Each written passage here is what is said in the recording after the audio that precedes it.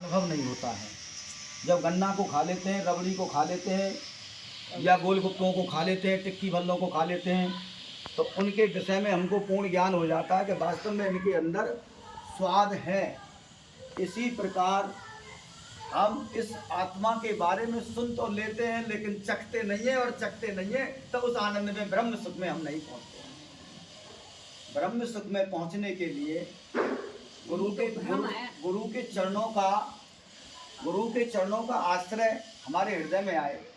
हमारी आंटी जी ने कहा कि वास्तविक गुरु तत्व को समझना चाहिए और गुरु से इतना प्यार करना चाहिए। क्यों करना चाहिए? क्योंकि हमको जीवन में वो सुख दे चुका गुरु, हमको जीवन में वो आनंद गुरु दे चुका है कि संसार में कोई दूसरा नहीं दे सकता।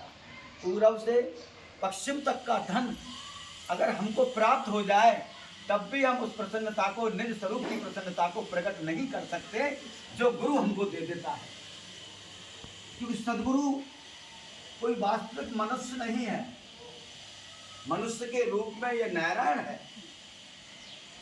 इस गुरु को कभी भी मनुष्य नहीं मानना चाहिए। मनुष्य शरीर नहीं है, गुरु शरीर नहीं है, मनुष्य के रूप में साक्षात नारायण ही गुरु तत्व है। क्योंकि चारों तत्व जो हमारे महापुरुषों ने बताए हैं, भक्त, भक्ति, भगवंत, गुरु, चतुर्थ नाम वप एक, इनके पद वंदन किए नासे विघ्न अनेक। जब प्राणी इन चारों में स्थित हो जाता है और चारों में स्थित हुए उसका एक ही भाव हो जाता है, जिस समय प्राणी की, जिस समय साधक की, मानव की, भक्त की आत्मा उन्नति होती है, साधन परिपक्वता की ओर जाता है, और साधन करते करते, साधन हम सभी करते हैं, लेकिन साधन जब तक सिद्ध नहीं होगा तब तक वो ब्रह्म सुख का अनुभव भी नहीं होगा। इसीलिए रात और दिन हम सत्संग करें, रात और दिन हम गंगा स्नान करें, रात और दिन अनेक प्रकार के धार्मिक अनुष्ठान करें। पहली बात तो इन सब के पीछे निष्काम योग होना चाहिए। क्यों?